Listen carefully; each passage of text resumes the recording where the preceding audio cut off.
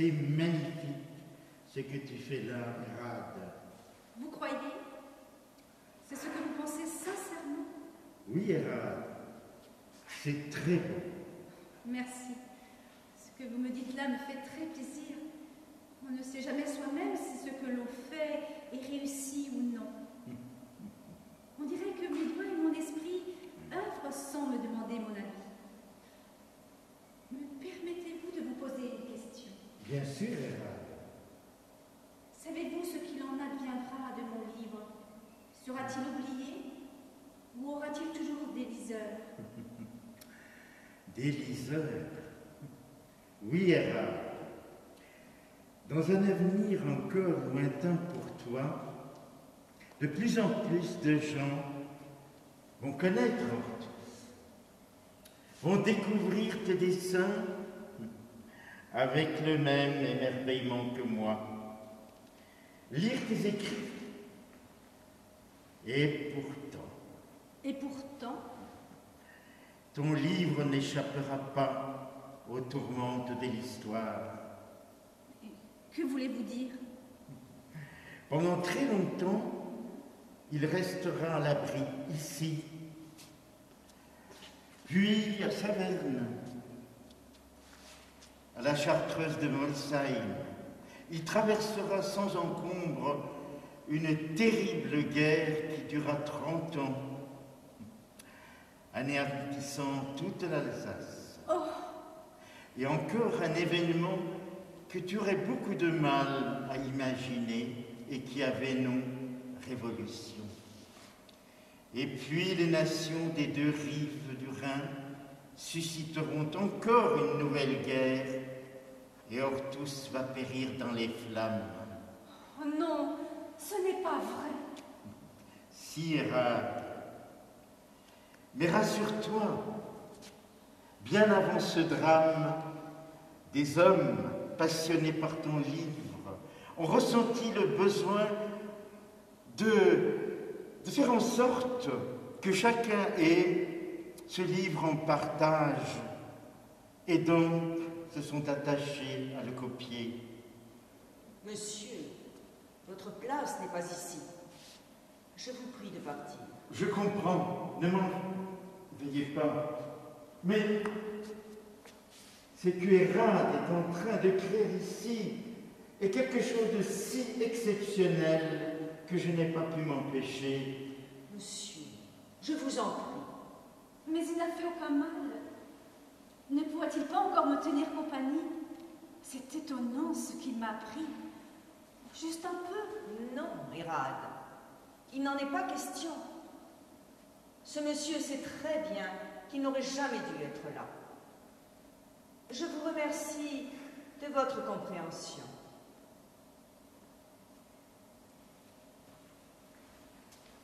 Allons, Hérade, ne boude pas.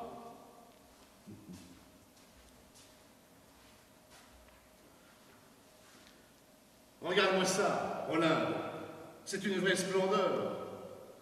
J'ai beau connaître tout ce qu'elle a déjà fait, à chaque fois elle me surprend. Ah, si je pouvais me défaire ne serait-ce qu'un temps de ma charge impériale, oublier mes soucis et consacrer mon temps à voir naître ton œuvre. Mais tu ne le peux pas.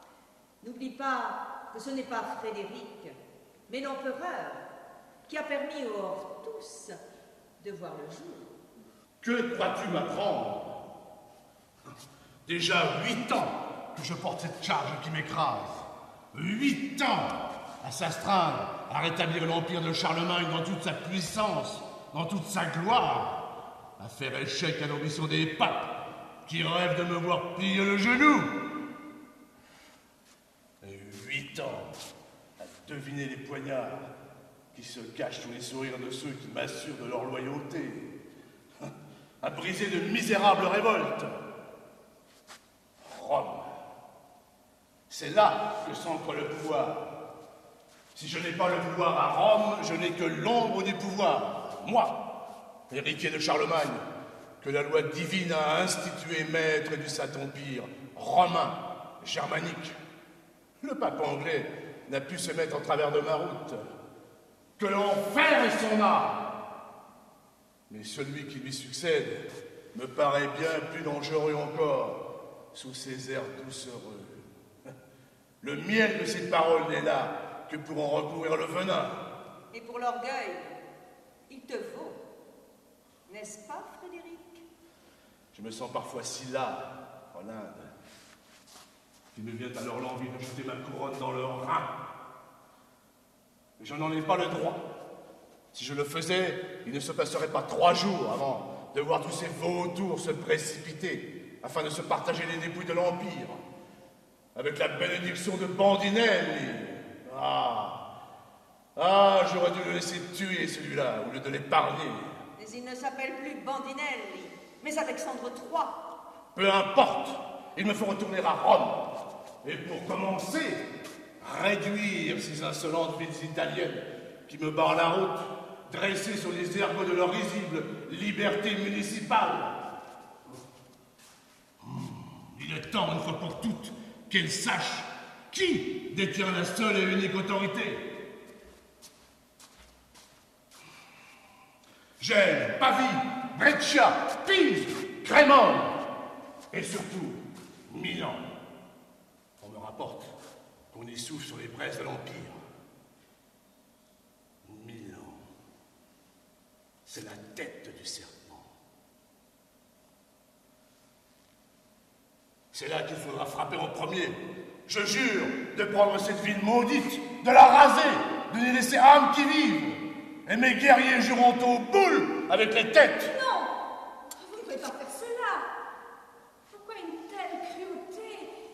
Vous si bon. Voilà, la guerre n'est pas l'affaire d'une religieuse érable. La politique ne se fait pas avec des bons sentiments et des prières. Tu ne connais rien de la nature sauvage et de la duplicité des hommes. La loyauté est un don rare. La peur gouverne mieux les peuples que la bonté. Et cette Italie, c'est comme la salamandre. Tu lui tranches une patte, elle repousse. Et ceux qui se vautrent dans la boue en signe de soumission se lèvent dans ton dos pour te poignarder. Et le pape, comment va-t-il interpréter cette arrivée pleine de sang et de feu? Je pense que ça ne lui déplairait pas de voir rabaisser la puissance des villes lombardes. Mais quelque chose me dit qu'il prépare un coup tort à mon encontre. Je ne sais pas quoi, mais je le saurai bientôt. Il me faut donc jouer la prudence, même ici. Hola, Cuno, ours, venez! J'ai une mission à confier à chacun de vous. Toi, ours d'abord, il faut assurer la sécurité du couvent. Tu commanderas sur 20 hommes. La nuit, personne ne doit s'approcher du Hohenbourg ou s'y introduire. Dans la journée, aucun inconnu n'aura le droit d'entrer. Tu m'en répondras sur ta tête. Vous pouvez compter sur moi, sire. Quant à toi, Cuno, dont j'apprécie la fidélité en dépit d'une parenté qui a donné du souci, tu devras veiller tout spécialement sur Hérald. Jour et nuit. Il ne faut pas qu'on touche à un de ses cheveux. Tu prendras logis en loin d'elle. Je veux me montrer digne de votre confiance, sire. Cela n'est pas nécessaire. Je me sens en parfaite sûreté ici. Et qui pourrait s'en prendre à une simple religieuse? Et Dieu me protège bien mieux que le chevalier Cuno. Laisse-moi décider de ce qui doit être fait ou ne pas être fait. Et il ne s'agit pas que de veiller sur toi, mais aussi sur Ortus. Tu as en main un trésor inestimable et qui peut susciter bien des convoitises. Qui peut me vouloir du mal? Qui pourrait s'en prendre à Ortus? Et pourquoi je ne comprends pas? Le chevalier Cuno a certainement des tâches plus opportunes à accomplir à votre service. Cela suffit. J'ai décidé, c'est tout.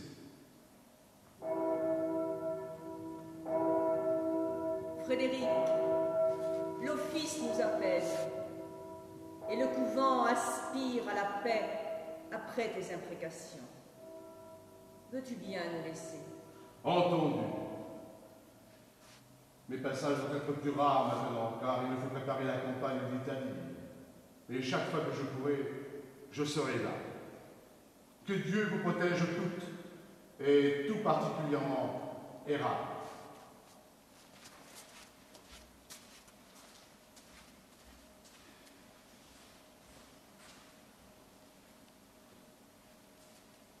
Pourquoi une telle circonspection?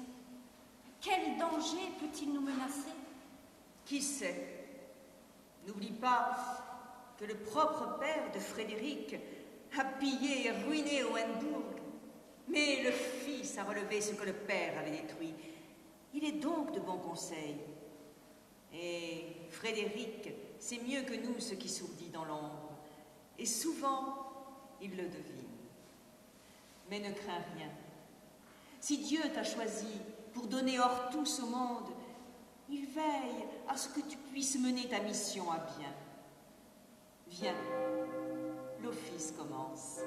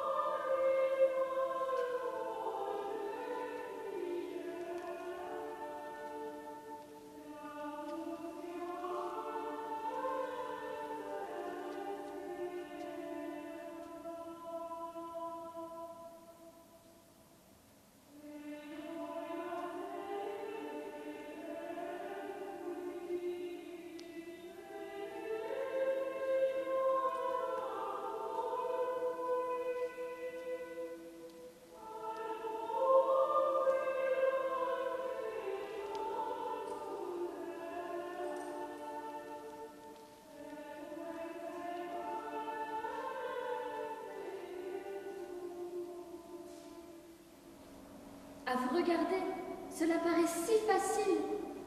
On dirait que votre main vole comme un oiseau. Peut-être est-ce un ange qui guide ma main, qui sait? Je ne vois pourtant personne ici, hors vous et moi. Ne sais-tu pas que les anges sont invisibles et qu'ils n'apparaissent que quand Dieu le leur ordonne? Vous avez réponse à tout. Oh non, je sais si peu, Agnès. Juste ce que la vie m'a appris et ce que j'ai pu recueillir dans les livres. Il me reste encore tant à apprendre. Il y a dans le monde un si grand nombre de merveilles qu'il me faudrait au moins 1000 vies pour n'en saisir qu'une miette. Et moi, j'aimerais déjà connaître ne serait-ce qu'une miette de votre savoir. Oh, mais ce n'est qu'une question de vouloir et de temps. Tu as toute la vie devant toi. Et vous? Mais que veux-tu dire? Oui, ce vouloir, comment vous est-il venu? J'étais une petite fille très curieuse. Alors mon père m'a confiée à un maître lettré. Et dès que j'ai su lire, j'ai passé mes journées avec les livres. C'était mes meilleurs amis. Et que lisiez-vous? Oh tout ce que je pouvais découvrir chez mon maître. Les Saintes Écritures, des ouvrages de philosophes très anciens, des chroniques, des sciences de la nature, de médecine, et même des livres de magie. Mon maître me grondait de lire tard à la lueur d'une bougie. Mais c'était les images qui m'émerveillaient le plus. Je pouvais passer des heures à les regarder, et tout de suite, moi aussi, j'ai voulu dessiner, peindre, avec du charbon, des couleurs que je trouvais. Et c'est alors que Relinde est entré dans ma vie. Relinde? Mon père était mourant, et celui de Frédéric qu'il avait servi lui a promis de veiller sur moi comme s'il était désormais mon père. Frédéric? Oui, celui qui est aujourd'hui empereur. Quand son père est mort à son tour, il m'a pris sous son aile. C'est mon grand frère. Il a aussitôt remarqué mes dons et m'a fait prendre des leçons dans un atelier d'un maître très réputé. Puis, il a chargé Rolin de m'instruire tout ce que je devais encore connaître.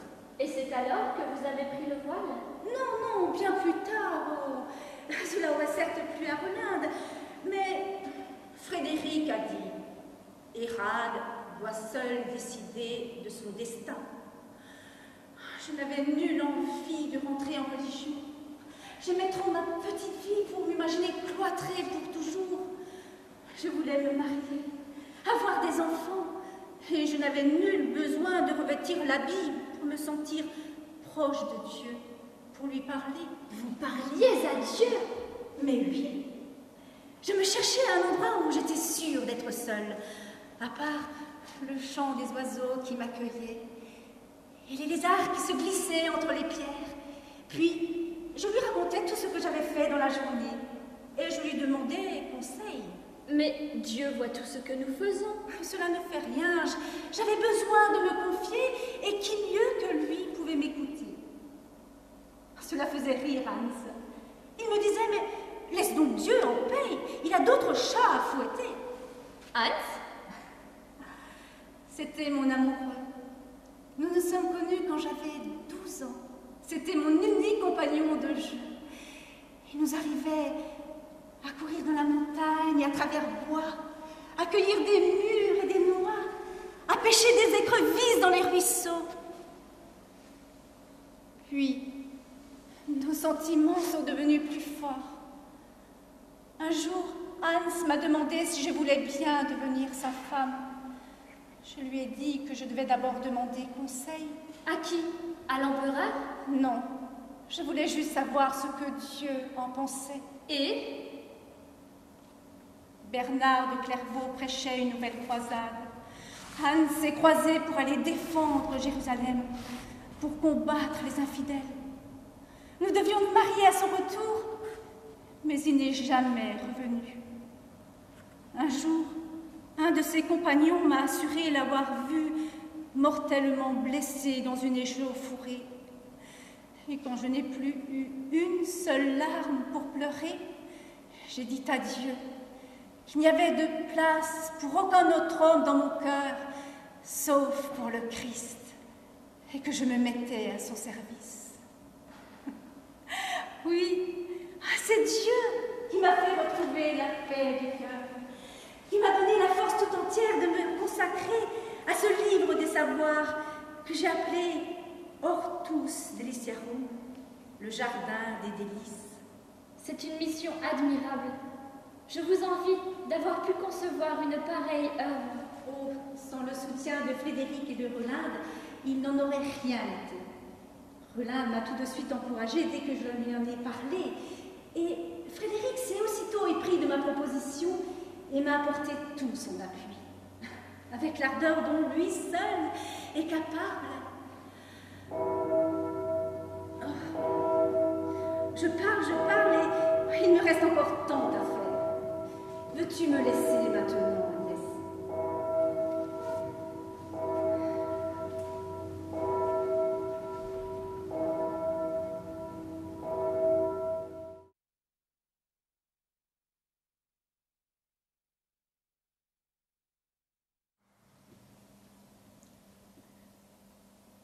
Vraiment pas? Non, vraiment. On m'a servi un repas matinal fort copieux, à Bâle. Et à mon âge, l'estomac réclame, tout comme moi, une existence plus paisible. Après une jeunesse quelque peu turbulente, je présume. Vous devriez également vous ménager, évêque. Mais nous ne sommes pas là pour parler de mon passé. C'est le présent et le futur de Rome qui importent pas. Mon Dieu, les bons moines alsaciens n'ont pas à redouter que je leur fasse de l'ombre, côté en bon point. Mais je vous entends.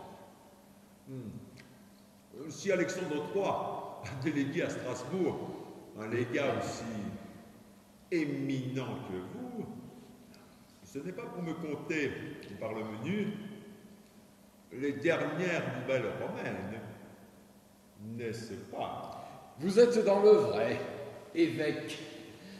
Le pape m'a chargé de vous faire part qu'il se fait du souci. À propos de... Ah! Laissez-moi deviner... Ah, ce gros souci n'a-t-il pas nom Frédéric? Justement, les prétentions de Barberousse à dicter sa loi au pape et à Rome deviennent de plus en plus insupportables. Et Alexandre entend agir au plus vite pour... Rabattre l'orgueil du sanglier de Weibringen. Rude tâche. Non, le pape anglais n'a pu y parvenir et, paix à son âme, est mort à la tâche. Un verre de vin peut-être, on me le livre de Colmar, et je le trouve délectable. Non, merci. L'âge encore? Non, mais le vin me rend euphorique. Et dans la mission qui m'a été confiée, je ne puis me le permettre. Mais laissez-moi vous dire qu'Alexandre III me paraît mieux armé qu'Adrien IV pour ramener l'empereur à la raison. C'est un pharaon. Oh, c'est vrai. Lâcher dans l'arène un sanglier et un bélier, le second n'a pas la moindre chance. Mais un renard peut le prendre dans ses lames avant d'ouvrir le portail en nous. Pour autant, Frédéric, ses furies mises à part, n'est pas mal habile non plus. C'est un homme retors, manipulateur et calculateur. N'a-t-il pas sauvé la vie du pape quand celui-ci n'était encore que le cardinal Bandinelli à la diète de Besançon? Et puis, on ne devient pas empereur comme cela par l'effet de quelques tours. Alexandre ne l'oublie pas. Raison de plus pour lui de mettre un frein à l'appétit de puissance d'un homme qui entend régner autant sur le séculier que sur le religieux. Vous parlez d'homme, les gars. Mais tout cela ne me dit pas encore la raison précise de votre présence à Strasbourg. Le pape souhaite vous confier une mission. Ah, tiens donc! Une mission délicate, et pour laquelle il a une entière confiance en vous. Ce compliment me va droit au cœur. Mais que cache-t-il? Veuillez prendre connaissance de ceci. Ne voulez-vous pas me la lire, les gars? Vous voyez bien, avec mes doigts trempés de gris. Le pape tient à ce que vous la lisiez personnellement. Soit.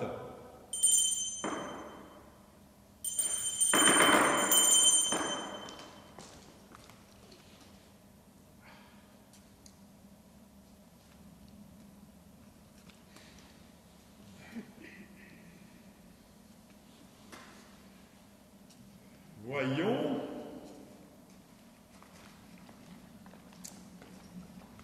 Que m'écrit Alexandre?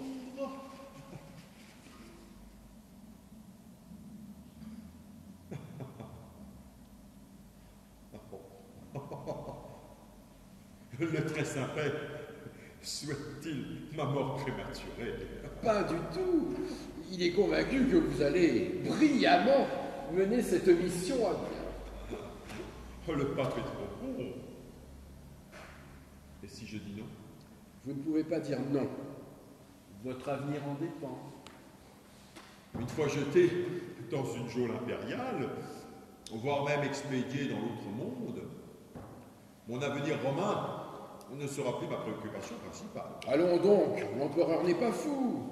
Il n'osera pas porter la main sur vous. Ce serait une grave faute politique qu'il ne peut se permettre. Lui, non. Mais alors ce soir demain, oui. Et alors après, il en fera trancher la gorge, criant que justice est faite et qu'il a la conscience en paix. Vous forcez le trait, mon garde. Ah, je force le trait. Quelle impression cela vous fait-il, Umberto, d'être pris entre le marteau et l'enclume? Bah, reprenons. Le pape apprend l'existence de Hortus. On lui fait part du contenu. Ah, le pape est fort bien informé, je crois. S'informer fait partie des obligations de gouvernement. Il est également informé des égards que vous avez eus à maintes occasions pour l'empereur. Mais il est prêt à l'oublier si vous réussissez. Certes, certes. Mais l'empereur n'est-il pas chez lui en Alsace? Et quand un tel fauve rôde aux alentours et vient renifler à votre porte, avez-vous le choix?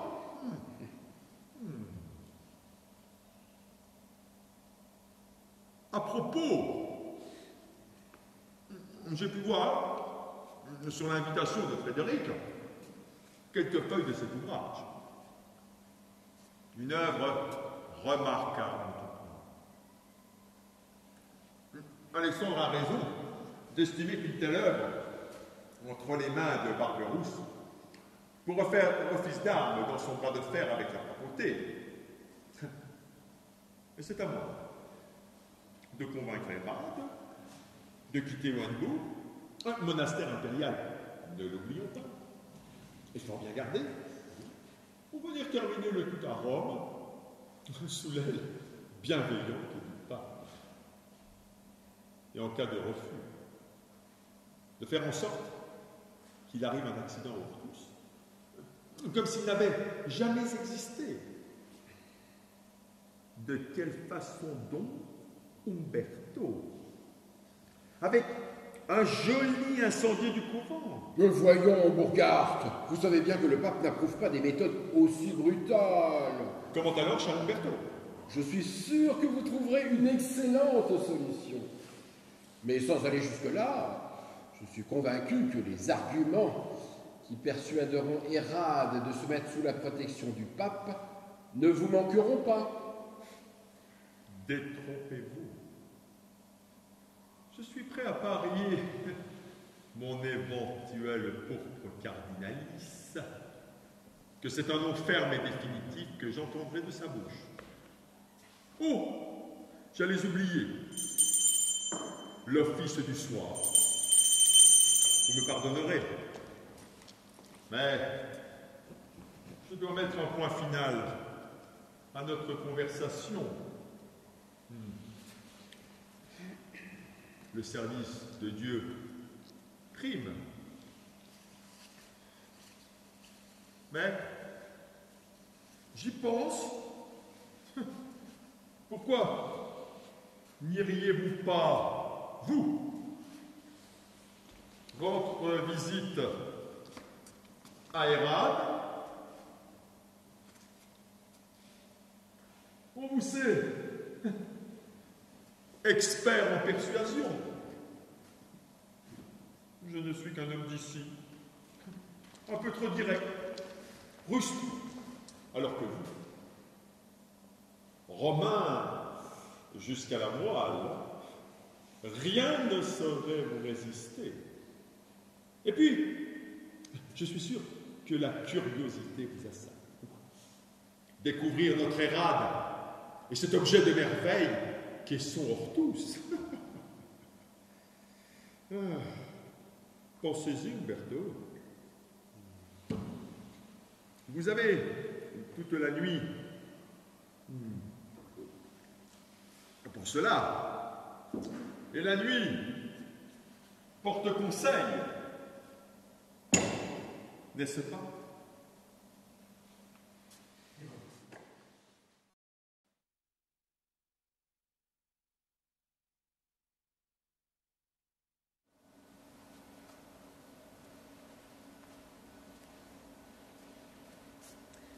Alors, chevalier, cela vous plaît-il?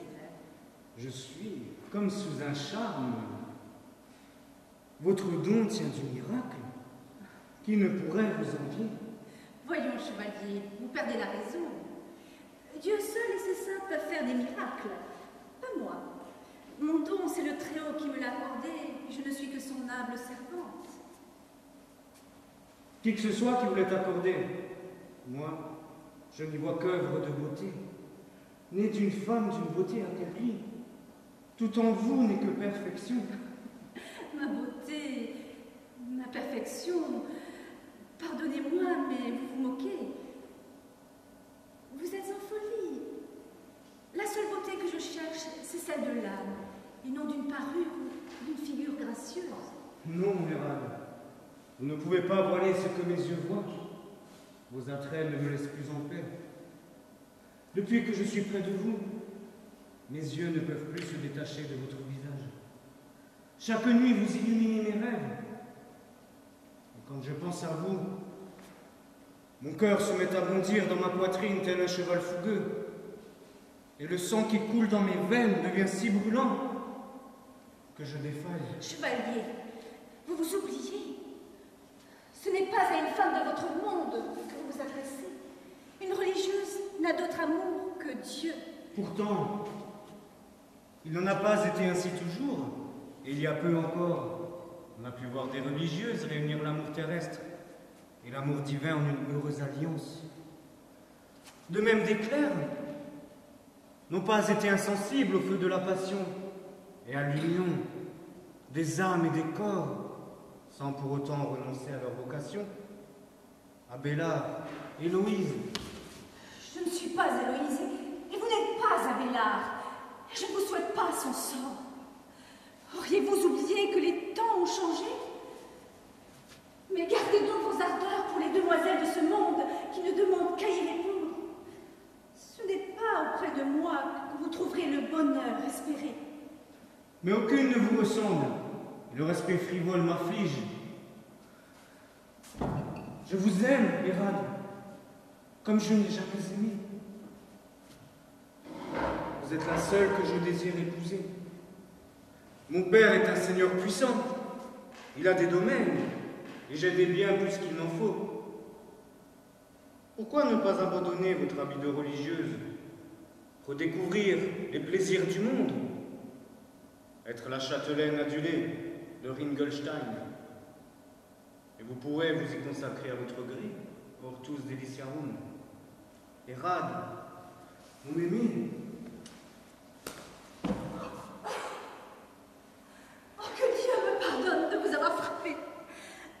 Mais vous êtes allé trop loin, chevalier. Vous me faites outrage. Vous offensez Dieu et vous trahissez la mission que l'empereur vous avait confiée. Je devrais vous dénoncer, mais ce serait votre mort. Car j'ai de la compassion pour vous. Vous avez perdu tout votre esprit. Sortez maintenant! Vous n'auriez pas dû me frapper. Vous me faites là une grande offense, à moi, qui n'ai que le tort de vous aimer de toute mon âme. Je ne l'oublierai pas.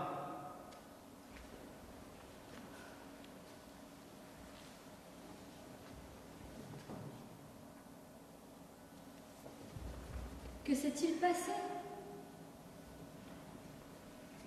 Ne voulez-vous pas me confier votre peine? Ce n'est rien. Mais si! C'est à cause du chevalier Cuno. Il s'est mal conduit. Il a perdu toute sa raison. Il m'a avoué m'aimer et vouloir m'épouser. Quoi? Mais c'est folie! Il m'a demandé de renoncer à mes vœux, de quitter Weymbourg pour le château de son père. Il faut immédiatement prévenir Rolinde. Ni Rolinde, ni personne. Si l'empereur l'apprend, c'est un homme mort et je ne peux pas être celle qui l'envoie au supplice pour la simple raison qu'il s'est laissé emporter par la passion. Promets-moi de n'en parler à qui que ce soit. Je vous le promets. Si Anne aurait dû a donné la science de faire du vin, c'est que pour lui c'était bien sûr un liquide sain et sain. De même Seigneur Jésus n'a jamais fait quoi que ce soit en vain. Aux noces de Cana, il a changé toute l'eau en vin. Il a même fait bien mieux en consacrant le vin, comme si c'était son précieux sang. Gloire à celui qui règne au plus haut des cieux.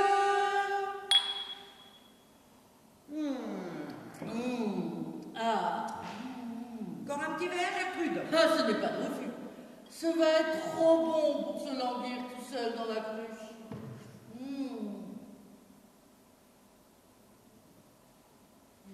Adélaïde, un vrai délice.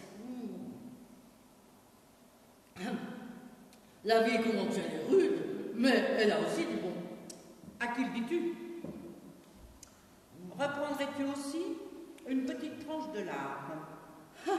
Tu veux donc m'enfoncer davantage dans le péché?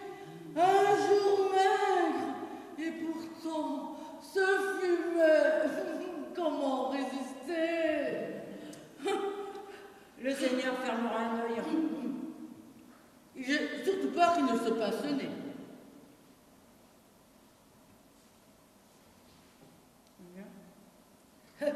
Et Irad, si elle nous surprenait? Mais Irad, et l'indulgence, la bonté même, tu le sais bien. Bon, elle nous voudra, certes, comme d'habitude. Elle froncera les sourcils, comme d'habitude. Mais le pardon des péchés suit toujours, sans tarder.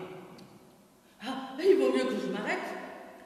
Que dirait Irad si elle me voyait chanceler à l'office? Oui. Et surtout, Relade, tout le monde n'a pas ta capacité à te tenir droit dans toutes circonstances. Relade. Celle-là, un petit verre de temps en temps, une tranche de lard vendredi, et ben nous voilà bonnes pour rôtir dans les flammes de l'enfer et pour l'éternité. Amen. Ah ben que veux-tu? Il faut bien que je boive pour ne plus avoir d'aussi horribles visions. Et puis, de toute façon, je ne fermerai pas l'œil de la nuit. Dis donc, heureusement qu'elle bouge toujours, hein, cette chère l'Inde, toujours entre couvent et cour de l'empereur. Hein. Je me demande vraiment si elle est aussi sainte qu'elle le donne à voir. Trop de sainteté peut vouloir dire qu'on a beaucoup à se faire pardonner. Et on ne sait pas ce qui se passe pendant ces voyages.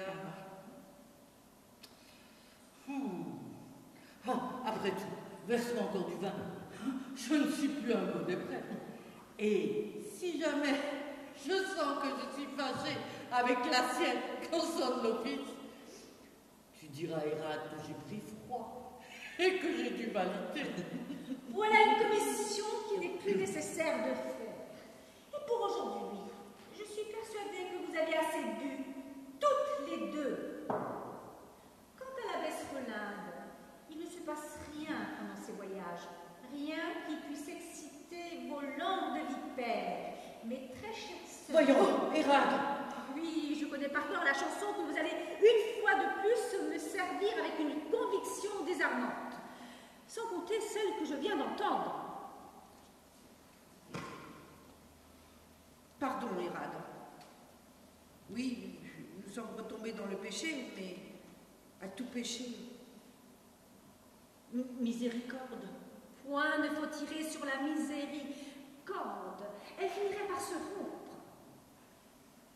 Quant à toi, Gertrude, croyais-tu vraiment pouvoir m'abuser? Je non.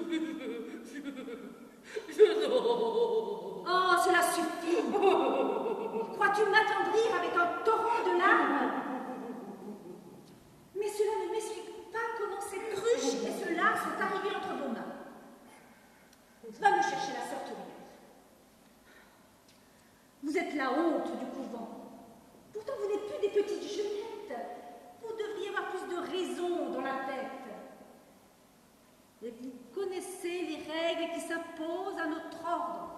Les temps ont changé et je ne vous cesse pas de vous le répéter. Serait-je? Les clés de la maison ne vous ont pas été confiées pour laisser deux éponges à vase s'introduire dans le cellier. Oh, Irad! Pardonnez-moi, sœur Adélaïde et Gertrude m'avaient proposé de nettoyer le cellier et le garde-manger. Je vois, le nettoyage est effectivement effectivement en bonne voie. Érade, vous avez toujours ce nom en bouche sans que cela vous incline à observer la discipline qui nous gouverne sans exception. J'en ai assez d'être obligée de vous admonester. Comme il me semble avoir aucun effet, sachez que ma patience a atteint ses limites. Si cela se reproduit une fois de plus, je ne dirai plus rien. Mais c'est avec l'abbesse Rolinde que vous aurez à vous expliquer. non. Oh, que si. Et pour cette fois-ci, vous ferez bonne pénitence. Pain, eau, légumes, pendant un mois, rien d'autre. Compris? Oui. Quant à vous, sœur Edwige, pour ce manquement, vous irez dormir 10 jours durant dans la cellule de repentance. Et l'avenir, plus personne pourra s'introduire dans le cellier sans le consentement de l'abbesse Rolinde ou du mien en son absence. Sinon, vous serez privés de vos clés et vous irez vous occuper du poulailler et des clapiers. C'est clair? Oui, cela ne se renouvellera plus. Vous me payerez, soyez-en sûrs. Bon, j'ai assez perdu de mon temps. Viens, Alice.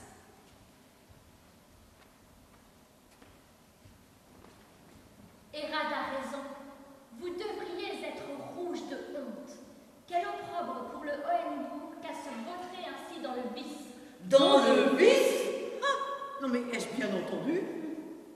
De quoi je me mêle? Que veux-tu? La jeunesse n'a plus le moindre respect dû aux aînés. On se demande vraiment en quel temps nous vivons. Le respect n'est dû qu'à ceux qui s'en montrent dignes. Vous devriez être un exemple en piété, en dévotion et en sobriété pour toute la communauté. Et quel exemple offrez-vous? Celui du péché, de l'ivrognerie. L'ivrognerie?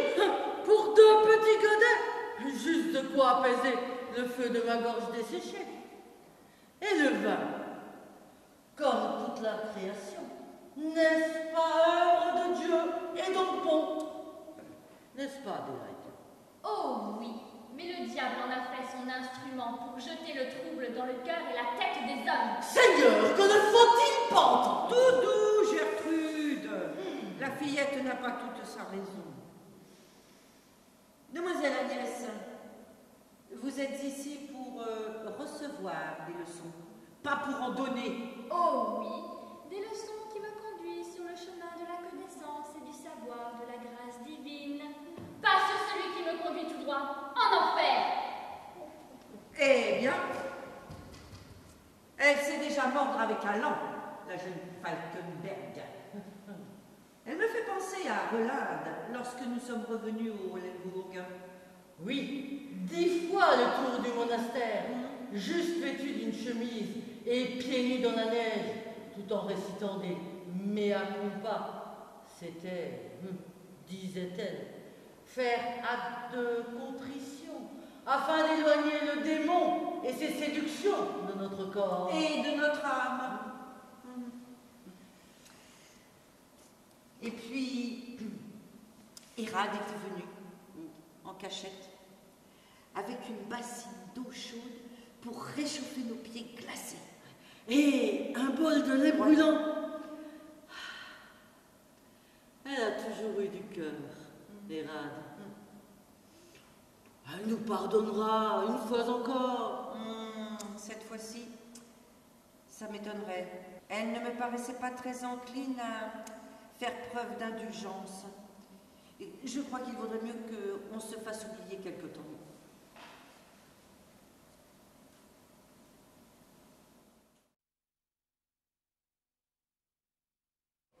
Halte! On n'entre pas sans autorisation. Sais-tu à qui tu t'adresses? Qui que vous soyez? Je suis l'envoyé personnel du pape Alexandre III. Du pape? Oui, et j'exige de rencontrer Érade. Vous êtes le bienvenu, monseigneur.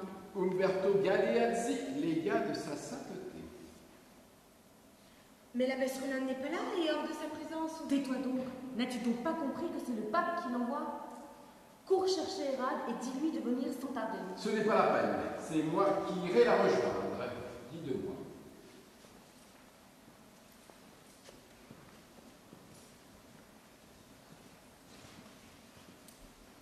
Hérode, il y a là un légat qui veut te voir. Un légat? Oui, c'est le pape qui l'envoie. Mais Hérolinde? Je ne l'ai pas vu. Cherche-la vite. Bonjour, Hérode de Wenbourg. Je t'apporte un message de paix et d'amour de la part du Saint-Père. C'est un trop grand honneur pour moi, qui ne suis que son humble servante. Allons donc, Hérode, ta modestie n'est pas de mise. Le Saint-Père a été mis au courant du talent dont Dieu t'a pourvu, et il m'a chargé de lui faire un rapport précis sur cet Hortus Deliciarum que tu composes. Puis-je voir? Oui. Merci. C'est très beau. Oh, c'est un talent tout particulier qui t'a été conféré, Hérode. Mais puisque tu évoques les Saintes Écritures, sais-tu qu'il te faut le consentement du Saint-Père pour que ton Hortus puisse servir à l'édification des chrétiens, à l'instruction des clercs et à la louange du Seigneur? Sans son avis, ce livre ne peut exister. Il faut que le Saint-Père puisse se rendre compte que tout y est en harmonie avec l'enseignement de l'Église. Mais tout mon savoir provient de la Sainte Bible et des écrits connus et approuvés par l'Église. Ceux de Pierre Lombard, d'Anselme de Canterbury, de Bernard de Clairvaux et surtout de l'Elucidarium d'Honoré d'Autun. De saints hommes, certes, mais point infaillibles. Seul le pape a autorité pour juger si leurs écrits sont bien en accord avec les canons de l'Église et pour établir si quelques fausses doctrines, parfois inspirées à leur insu par le Satan, ne s'y soient insinuées. Mais l'abbesse Rolinde... Rolinde! Mais qui donc est Rolinde? Et que vaut son autorité à côté de celle du vicaire du Christ? Voyons, Hérode, reviens à la raison. L'accord du Saint-Père est nécessaire pour conduire à terme ce magnifique ouvrage. Faudra-t-il faire parvenir le tout à Rome? Oui, ce serait une bonne chose. Mais combien de temps te faudrait-il pour achever le Hortus Deliciarum? Je ne sais pas. Des mois, peut-être des années. Dieu y pourvoira. Oui, Dieu est éternel, mais non le pape. Il m'a autorisé à te faire une offre. Pourquoi ne quitterais-tu pas Oenbourg pour venir à Rome afin d'y poursuivre à ta guise ton travail? À Rome? Mais pourquoi pas? Le Saint-Père m'a dit le plaisir qu'il aurait à te connaître. Et il m'a assuré qu'il mettrait tout en œuvre afin que tu puisses mener à bien ta tâche dans les meilleures conditions, déchargé de toutes les servitudes qui sont le lot d'une commerce. Je ne sais que dire. Mais songe que tu auras accès à des milliers d'écrits précieux qui vont ouvrir ton esprit comme jamais. N'aimerais-tu pas avoir entre les mains le Codex Vaticanus ou l'Évangéliaire de Reichenau? C'est un privilège rare qu'Alexandre veut t'accorder. Oui, mais je ne sais si je pourrais quitter Oenbourg. Je me dois à la communauté des sœurs. Elles me soutiennent. Elles vivent l'avènement de Hortus à travers moi, comme si ce livre naissait également d'elles. Quitter Oenbourg, ce serait les trahir, leur infliger du mal, et je n'y puis m'y résoudre. Et puis, Rome, c'est le soleil, et notre monastère à côté, une humble goutte de rosée qui brille dans la lumière du matin. Et je l'aime ainsi, pauvre en sa montre, mais riche des âmes qui y demeurent. Oh, le Christ aurait aimé y venir en ces jours. Hérode, tu rêves. Mais les rêves ne sont qu'une brume qui obscurcit l'esprit. Songe à la gloire bien réelle qui t'attend à Rome. Une gloire qui va rejaillir sur toute la communauté du Oenbourg. Elle sera fière de toi. En venant à Rome, tu ne la trahiras pas, bien au contraire. Ta place n'est pas ici, mais là-bas auprès du Saint-Père. Oh, le Saint-Père me dispense là d'une grâce que je ne mérite pas. Remerciez-le de ma part de tout cœur et dites-lui que je ne puis accéder à son souhait. C'est ici qu'est ma demeure, où Dieu m'a appelé à le servir, où il se manifeste dans chaque chant d'oiseau, dans chaque fleur, dans chaque source. Hérade, ton langage est celui d'une païenne. C'est la nature qui est ton Dieu, point le Tout-Puissant qui règne dans les cieux. Oh, messire, et même si je vous disais oui, Dieu n'y agréerait pas. Frédéric, mais malheureuse, ne sais-tu pas que même l'empereur doit humblement plier le genou devant le pape? Ce serait bien aventuré que d'affirmer cela devant Frédéric. De tels propos le mettraient dans une humeur sans borne. La baisse Rolande. Je ne redoute pas Frédéric. Le sauf-conduit du pape me protège.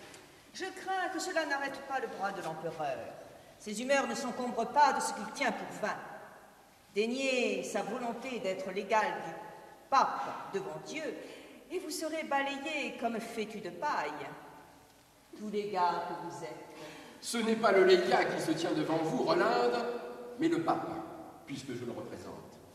J'ai donc autorité sur tous les clercs, et j'ai décidé que Hérade doit se rendre à Rome, avec tout ce qui concerne le Hortus Deliciarum, et cela dans les plus brefs délais. Vous oubliez que vous vous trouvez dans un monastère impérial, et que ce n'est pas de ce fait Rolande mais Frédéric qui se trouve devant vous. Et c'est donc l'empereur qui a autorité et qui souhaite que Hortus et Hérade restent ici. Vous le regretterez, Rolande. Vous le regretterez, l'outrage fait au pape.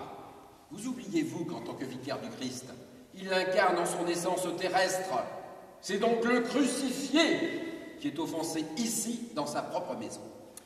Tempérez vos éclats, les gars.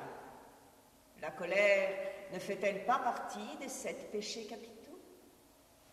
Et le Christ, que vous nommez si volontiers, n'a-t-il pas prêché la paix entre les hommes?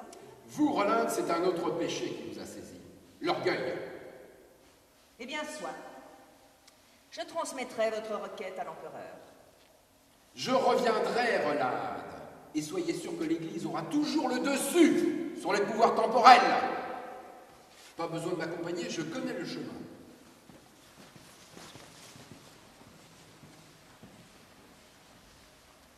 Calme tes craintes, cher Hérade. Frédéric ne laissera pas toucher un seul de tes cheveux. Mon cœur tremble toujours, mais Dieu m'aidera à retrouver la paix. Messire. Messire. Oui. Qui es-tu et que veux-tu?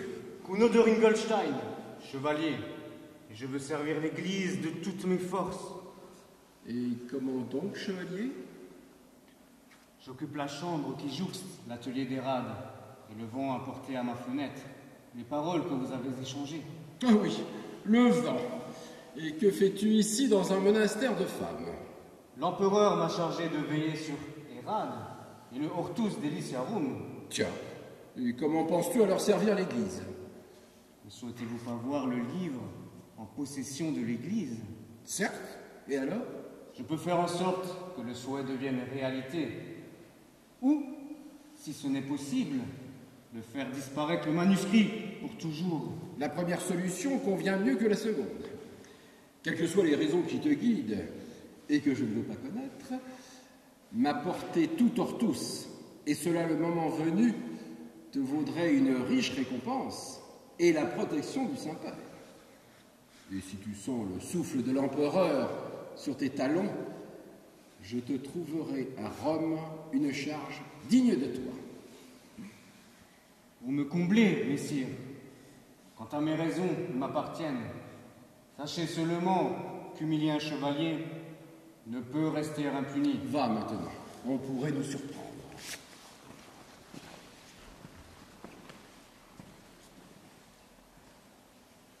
Oh oui, racontez-nous. Oui, oui, oh oui, capitaine. Bon, laissez-moi voir d'abord. n'y a qu'un bon vin pour rafraîchir la mémoire. Et vous, pas de vin?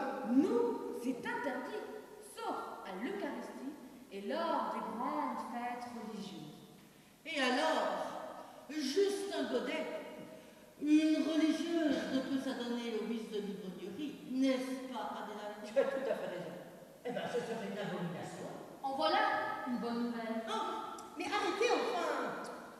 Ah, monsieur, vous avez dû vivre des aventures extraordinaires. Et visiter du pays. Vous pouvez nous en parler? De quoi? N'avez-vous pas suivi l'empereur lors de la dernière croisade? Si fait.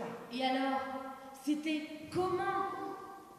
Terrible, terrible.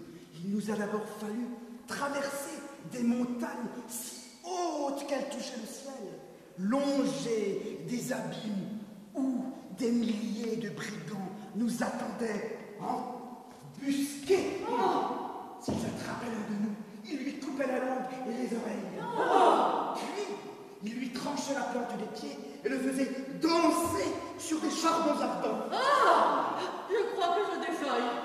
Mais nous leur avons donné la chasse et les avons exterminés jusqu'au dernier. Et leurs cadavres, nous les avons jetés au loup. Des loups énormes, 10 pieds de haut, 30 de long. Chacun pouvait manger 20 hommes en un seul repas.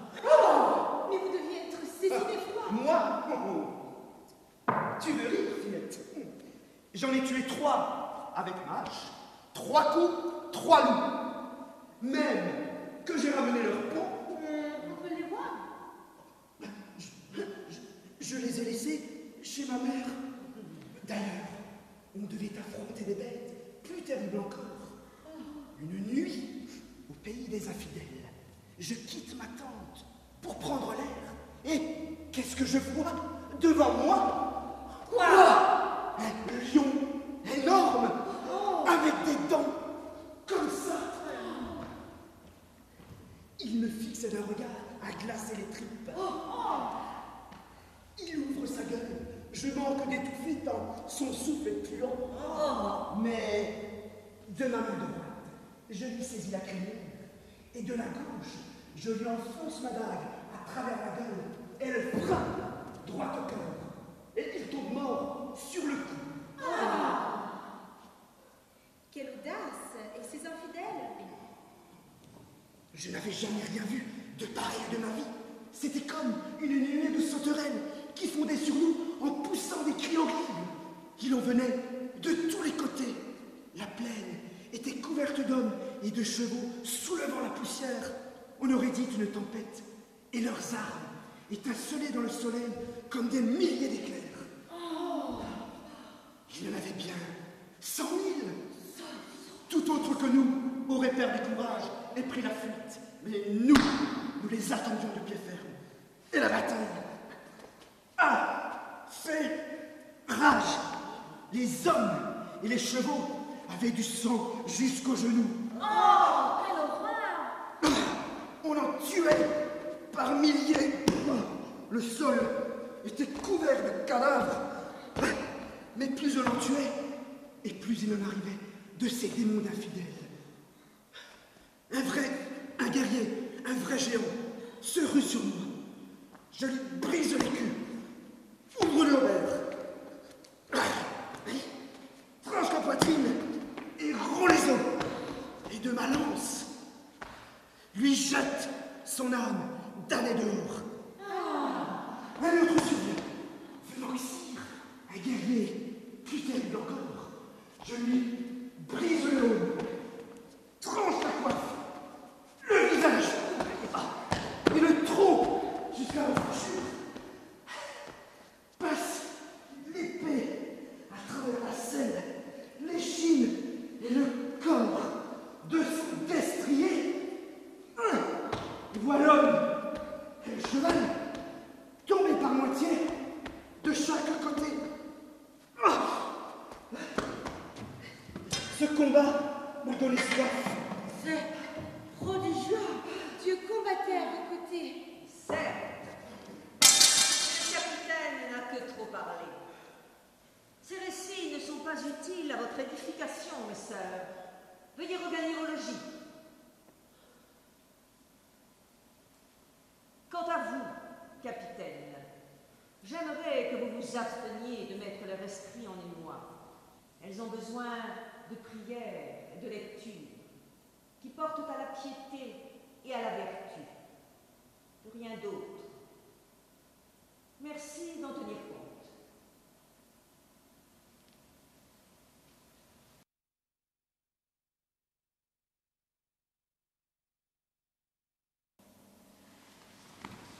Tiens, ah ben Umberto, à voir votre figure, votre passage à Oenbourg n'a pas connu l'issue souhaitée. C'est effronté, défie le pouvoir du pape.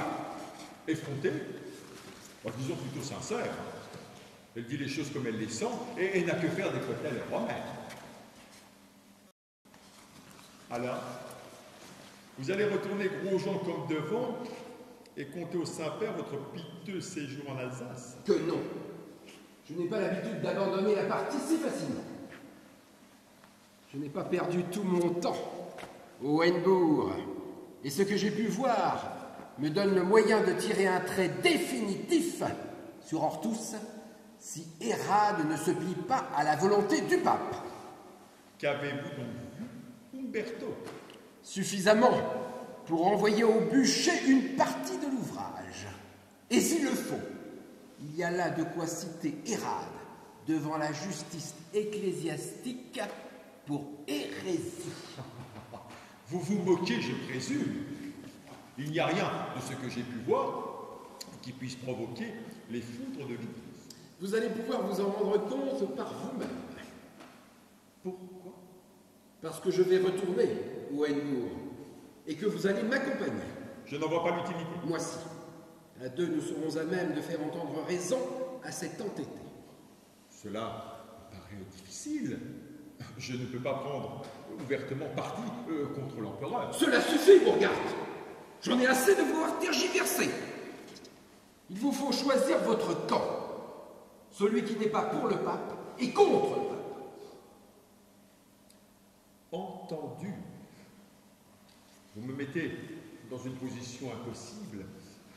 Je ne vois pas comment je pourrais m'en tirer sans y laisser des plumes. Vous voilà enfin raisonnable. Allons, ne faites pas cette tête-là. Tout ira bien. L'empereur ne pourra que s'incliner. En attendant, je vais prendre un peu de repos chez vous, après quoi nous allons voir ensemble la manière de procéder.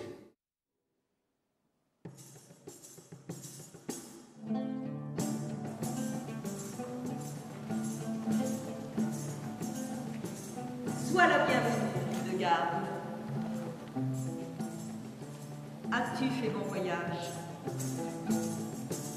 Chère Olade et Hérade, comme je suis heureuse de vous voir. Je suis un peu fatiguée, c'est tout. Je n'ai plus 20 ans. Et il m'a fallu 4 jours pour venir.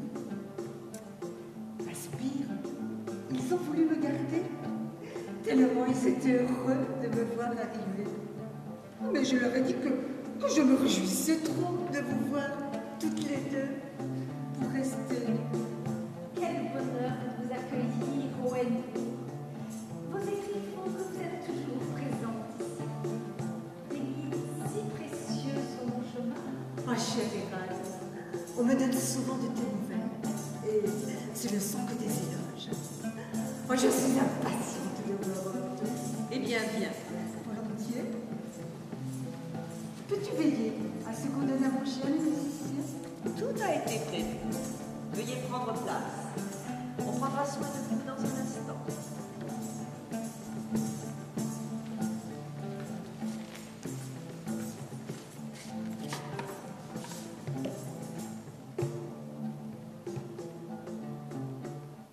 Je suis éblouie.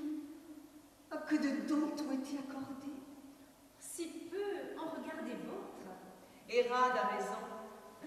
Tes œuvres dans des domaines si divers sont multiples, tandis que Hérade ne travaille qu'à sa première. Ta renommée et l'autorité que tu as acquise dépassent les frontières de l'Empire. Ce n'est pas encore le cas de Hérade, bien que l'intérêt qu'elle suscite aille grandissant. Vos ambitions aussi sont très différentes.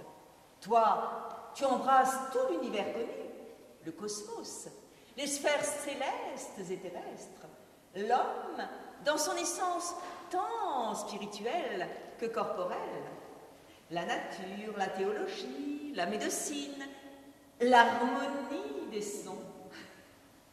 Que sais-je encore? Sans parler de ton don de vision. Quel brasset de fleurs, Rolande. Mais tu oublies que ce n'est qu'après mes 40 ans que tout s'est accompli. Hérade est bien plus précoce que moi. Oui, mais Hérade est d'une nature si réservée. Wenbourg est à la fois son monde et son jardin. Elle ne souhaite pas voir plus loin, se voulant seulement, selon ses propres paroles, une petite abeille qui compose son ortus du suc des 1000 fleurs de l'écriture sainte et des ouvrages philosophiques. N'est-ce pas, Hérade? Tout viendra à point nommé, si Dieu en décide ainsi. Oui, mais elle ne pourra forcer sa nature, elle n'a pas la tienne. Je ne la vois pas admonester prince ou dignitaire de l'Église, surtout avec la vigueur que tu as. Même si elle n'hésite pas à dire son fait à chacun quand elle estime devoir le faire. Elle aura ainsi bien moins d'ennuis que moi.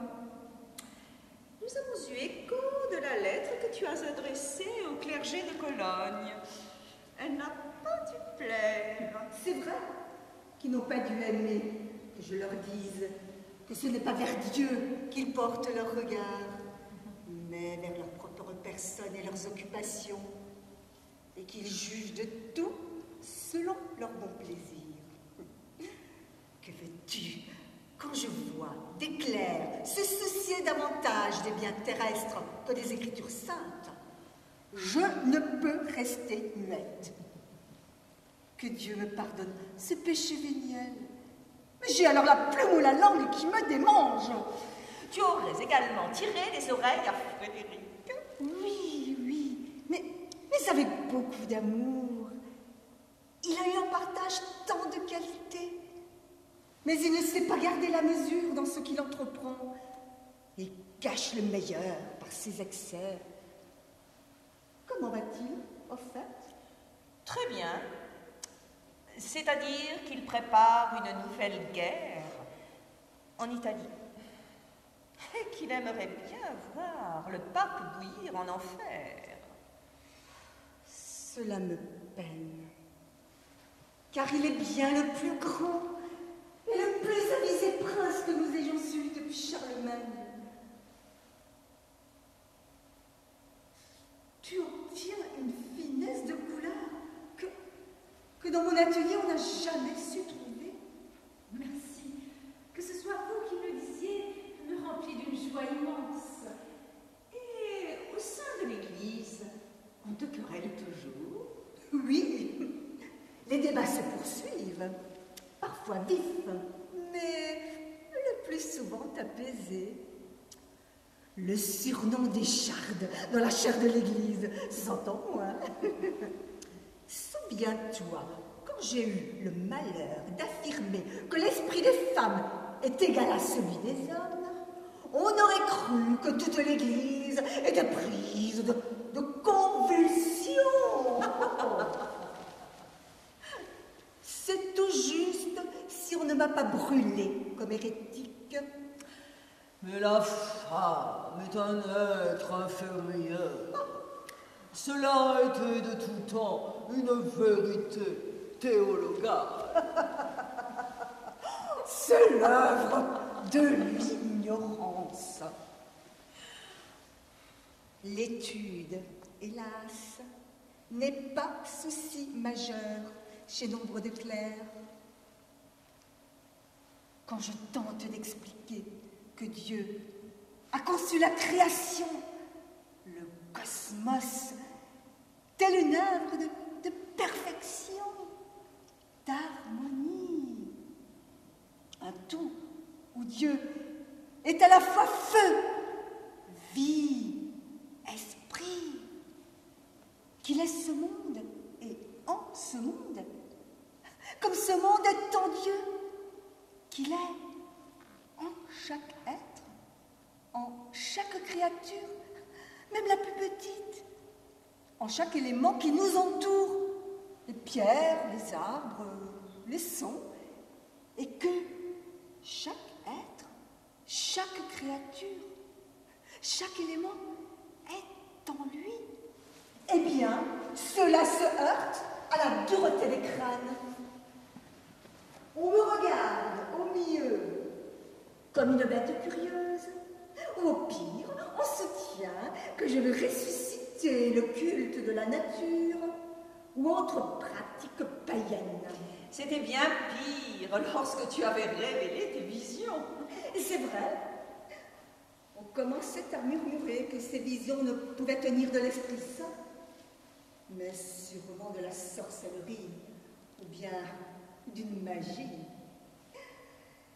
Il y a eu, heureusement, l'appui de Bernard de Clairvaux, et surtout l'assentiment express d'Eugène III au synode de Trèves. Cela fermait bien les bouches et a fait taire les rancœurs. On nous appelle pour le repas. Veux-tu rester un temps chez nous pour te reposer? Hélas, non. On me réclame de partout. Je me sens un peu lasse. J'aimerais tant me consacrer désormais à ce qui comble mon âme de bonheur. Quoi donc? Ce qui exprime le mieux l'esprit céleste, Renard. La musique. Vous savez, je n'ai pas été bien prudente en vous faisant entrer. Heureusement que Roland n'est pas là. Vous êtes vraiment un parent d'Érable? On peut le dire comme ça. Elle vous attend au moins? Oui, je crois que... Je vais la prévenir. Vous m'avez l'air bien fatigué. Oui, je le suis. Cela fait des mois que je suis en route. Je vais vous chercher un peu à manger. Ce n'est pas la peine. Je mangerai plus tard. Vous n'avez vraiment besoin de rien? Non, juste voir Hérade. Je vais.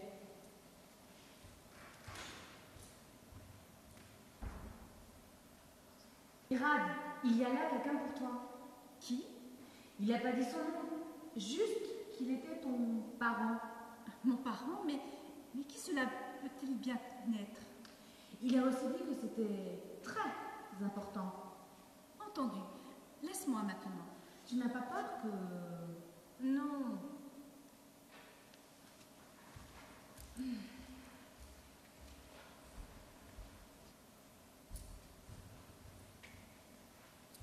Elle vient.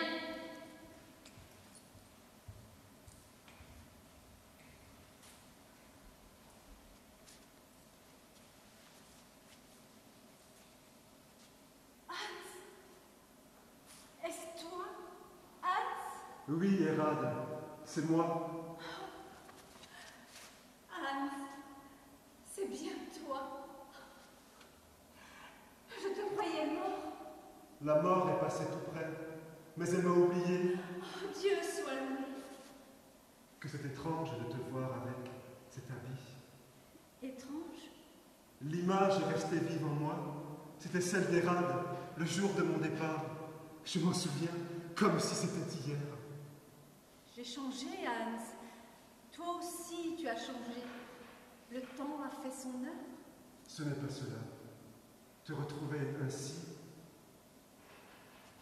En religieuse? Oui.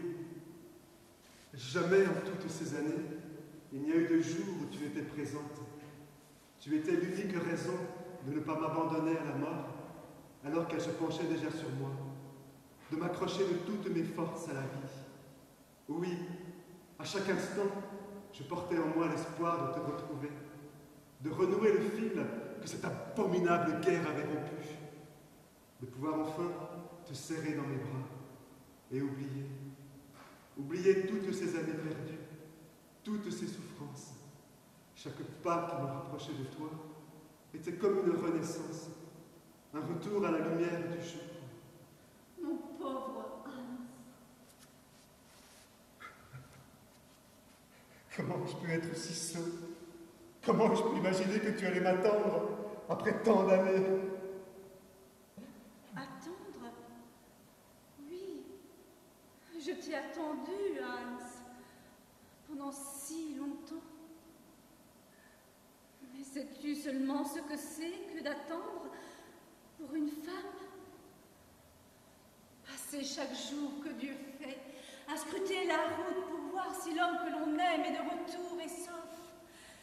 Faire les 100 pas comme une bête en cage, le cœur étreint, sans repos ni sommeil, à se demander s'il est toujours en vie. S'user les genoux à prier Dieu qu'il le préserve. Et croire désespérément qu'un jour la porte va s'ouvrir et qu'il se tiendra sur le seuil. Oui, je t'ai attendu jusqu'au jour où j'ai appris que l'on te tenait pour mort. Alors, je suis entrée dans la nuit. J'ai cru devenir folle et j'ai pleuré en avoir les yeux secs comme des cailloux. Hérade, notre amour seul a retenu le bras de la mort. Notre amour? Oh oui, je t'aimais de toute mon âme et de tout mon corps. Une seule passion me dévorait tout entière et elle avait ton nom. Je n'avais qu'un seul désir, m'unir à toi devant Dieu et les hommes.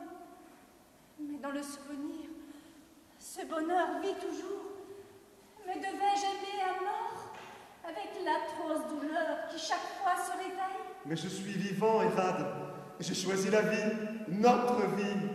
Tu as choisi la vie, Hans. Moi aussi. Mais il m'a fallu d'abord retrouver la paix. Cette paix en Dieu qui règne ici. Oh, je n'y renoncerai pas.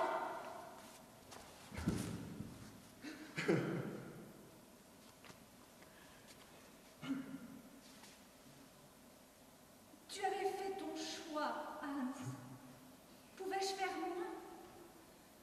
N'est-ce pas cela de l'amour que de se montrer digne de son aimé? Il ne m'a pas été donné de porter l'épée pour servir le Seigneur, mais prendre le voile. Oui. Hérade, ne veux-tu pas? Non, Hans. Nous ne devons pas trahir nos engagements, renier nos promesses. Nous devons aller jusqu'au bout de nos choix. Sinon, où serait l'ordre du monde? Ce serait le chaos si nos passions l'emportaient. Ne veux-tu pas que nous prions tous deux, afin que la paix devienne? Prier, il y a si longtemps que je l'ai oublié. As-tu perdu la foi, Hans? En l'homme, oui. En Dieu, je ne sais plus. Et pourtant, en partant, je me sentais empli de la lumière, de la grâce de Dieu. J'étais fier, heureux de pouvoir prendre part à la reconquête de cette terre de Palestine, fût-ce au prix de ma vie. Je rêvais de chasser les infidèles pour toujours des lieux où le crucifié avait vécu, afin que toute la chrétienté puisse s'y rendre en pèlerinage. Mes rêves se sont vite brisés. Notre noble chevauchait jusqu'à Jérusalem. Jérusalem, je ne l'ai même pas vu. C'est muet en trappe trahison. Que damnés soient ces Byzantins qui se disent chrétiens et qui ne pensaient qu'à conspirer dans notre dos avec les Turcs. Les combats sans merci. À peine les murailles de Constantinople derrière nous. Il a fallu prendre chaque bourgade, forcer chaque défilé au corps à corps, empatauger dans la boue et le sang. Je ne voyais plus rien, trébuchant sur les corps, ne pensant qu'à frapper sans savoir qui, tuer pour ne pas être tué.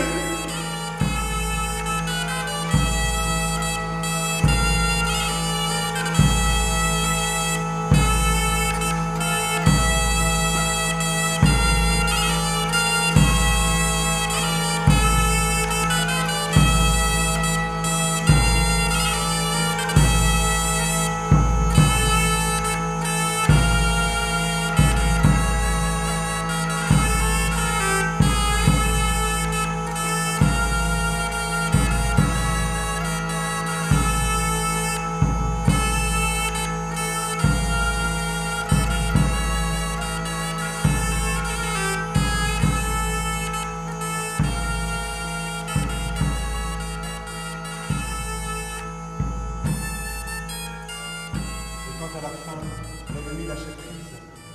Commençait le massacre. Il devait y avoir des âmes qui vivent.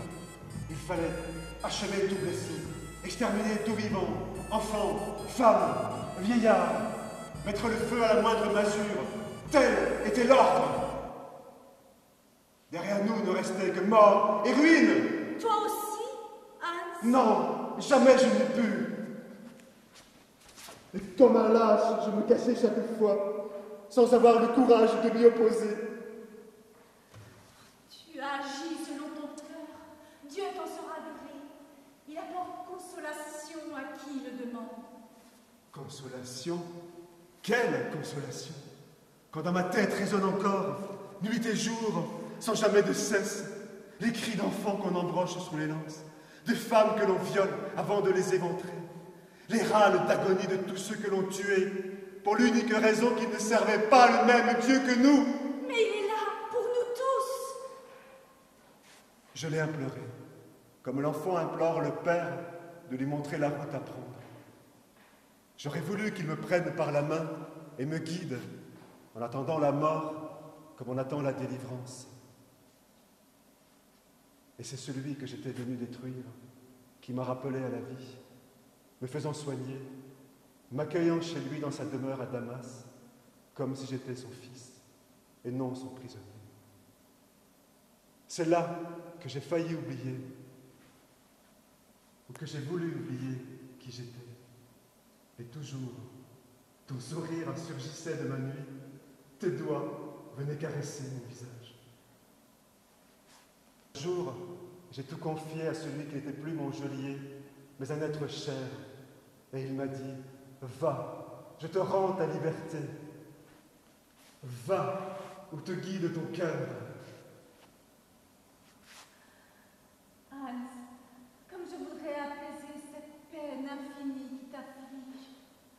Il faut t'oublier désormais, oublier, retrouver la paix. Hérade! Je comprends tout. Le cœur de la si chaste, si vertueuse Hérade était, je le vois maintenant, bien pris. Mais non pas par Dieu. Le premier gueux qui passe, et elle jette sa robe aux orties. Oh, ce n'est pas cela, vous faites erreur, chevalier. Je fais erreur. Pourtant mes yeux voient clair. Que faut-il plus pour confondre vos feintes? C'était donc cela, Hérade. Une ribote cachée sous l'habit d'une religieuse. Cela est de trop. Je vous somme de retirer vos paroles sur le champ et de présenter vos excuses à Hérade. Des excuses? Mais qui es-tu donc, Manon, pour me donner des ordres? Hans Greif de Greifenstein, chevalier. Un pouilleux, oui.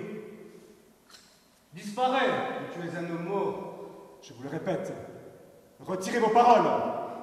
Cela suffit.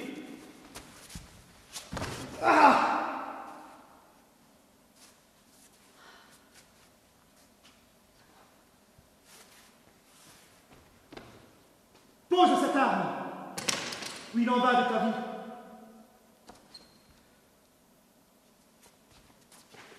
Je t'arrête pour meurtre. Suis-moi.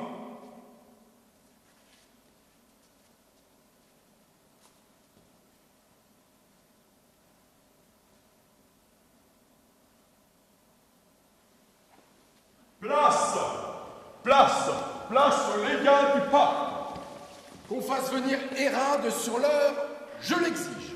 Cela me paraît difficile sans l'accord de l'abbesse. Peu m'importe l'accord de l'abbesse. On se dépêche d'exécuter mon ordre. Tu oublies, Sir Adelaide, que le légat est en ce lieu la plus haute autorité de l'Église et que Rollin n'a pas la main sur lui. Vous avez tout vrai. Je vais vous chercher Hérade. Fort bien, et qu'elle vienne avec les feuilles que j'ai pu voir. Laisse donc, on n'est pas à leur service. Va chercher Rolinde. J'y vais. À quoi bon? On ne lui a pas cousu la bouche, Hérade, que je sache. Qu'est-ce que tu mijotes encore sous ta chape? Sûr, une petite vengeance à sa manière, après la remontrance de l'autre jour. Et voilà, ce début encourage. Vous aviez tort de vous inquiéter. Que Dieu vous entende. Je suis ravi de te revoir, Hérade. Me permets-tu? C'est superbe, n'est-ce pas? Alors, Hérode, as-tu réfléchi à ma proposition? Le Saint-Père serait si heureux de ta présence à Rome. Je vous l'ai déjà dit, cela m'est impossible. Dommage, dommage. Allons, Hérode, cela n'est pas raisonnable. Laissez Bourgade. Il nous faut donc envisager l'affaire autrement. Nous avons réfléchi avec l'évêque, et voici notre décision. Que tu sois d'accord ou pas, tu vas quitter Hohenbourg et te rendre à Rome. Non. Si. Prépare-toi dès maintenant au voyage, nous partirons dans 3 jours. Mais que va dire Rolinde? Rolinde. Une abbesse n'est pas au-dessus de l'église. Et l'empereur? Mais j'en ai assez qu'il vienne, s'il ose s'opposer au vicaire du Christ. Cela ne devrait pas tarder. Il se trouve encore en Alsace et a été prévenu dès votre départ de Strasbourg. On m'épie. Simple prudence, les gars, après votre avenante visite. Eh bien, l'avenir encourage moins. Je vous avais averti. Suffit, Bourgade. Vos effrois font pitié. Quoi qu'il en soit, Hérode viendra avec moi. Sa place n'est plus ici, mais à Rome. C'est indigne ce que vous faites. Oui, c'est vil.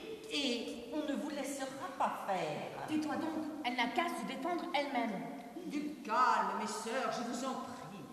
Tiens donc, qui es-tu pour m'empêcher de faire ce qui est utile pour le bien de l'Église? Depuis quand une religieuse s'oppose-t-elle au vicaire du Christ? Votre domaine est celui de la prière et du silence, pas celui du texte. Et si c'est moi qui m'oppose à votre volonté, qu'allez-vous entreprendre? Faire usage de la force? J'ai là 20 hommes et un capitaine. Qui seul ici ours a autorité de vous donner des ordres? Vous, abbesse Rolinde. De mieux en mieux. Si une seule goutte de mon sang est versée, vous serez excommunié. Alors, Bourgade, vous ne pipez mot parler? Que dites-vous de ces menaces? Je ne pense pas que Rolinde vous veuille du mal. Encore heureux. Qui voudrait s'en prendre à vous? Soit, Hérode, reste ici. Mais ceci, je l'emporte. Non, vous ne pouvez pas faire cela. Voulez-vous rendre ceci à Hérode? Et allez-vous-en. Oui, allez-vous-en. Ah, guerre malheureuse. Vous ne savez pas ce que vous faites? Voulez-vous que Hohenbourg soit excommunié? Mes sœurs, je vous en prie, laissez le légat. Les Vous ne pouvez emporter Ortus sans l'accord de Frédéric. esprits s'échauffent vite dans ce couvent. Peu importe, Frédéric, il faut purifier Ortus des égarements et des erreurs d'Hérode. Je ne comprends pas. Quels égarements, quelles erreurs? L'ignorance des canons de l'Église semble tout aussi manifeste ici. Et ceci, le Christ a-t-il enseigné l'astronomie et l'astrologie, ou bien la parole de Dieu? Pourtant, ça bête déjà. Mais qu'avons-nous à faire de bête ici? La magie a-t-elle sa place dans un livre destiné à l'édification des chrétiens? Une glorification des dieux païens. Sers-tu Hélios ou bien notre Seigneur, Hérode? Garde le silence, Hérode. Je suis effaré de ce que je découvre. Je n'aurais jamais cru cela d'Hérode. Vas-tu enfin te taire, vipère? Et ceci, nous avons besoin de connaître la sagesse dispensée par le Très-Haut, et non pas l'astronomie, ou la musique, ou l'arithmétique, qui incite le plus souvent à la dépravation. Et que voit-on ici? Les pervers Platon et Socrate en lieu et place des apôtres. Mais voici le plus grave. Satan t'aurait-il ensorcelé pour montrer un Lucifer d'une telle séduction? Mais Lucifer n'était-il pas le plus beau des anges? Cela se peut, mais plus après avoir été précipité dans les enfers. Mais sa figure doit susciter l'horreur et non pas un attrait propre à troubler les esprits. Et tu crois, Hérode, que le Saint-Père va approuver tout cela? Non. Il va livrer ses images au feu et même Ortus comme ouvrage inspiré par le diable.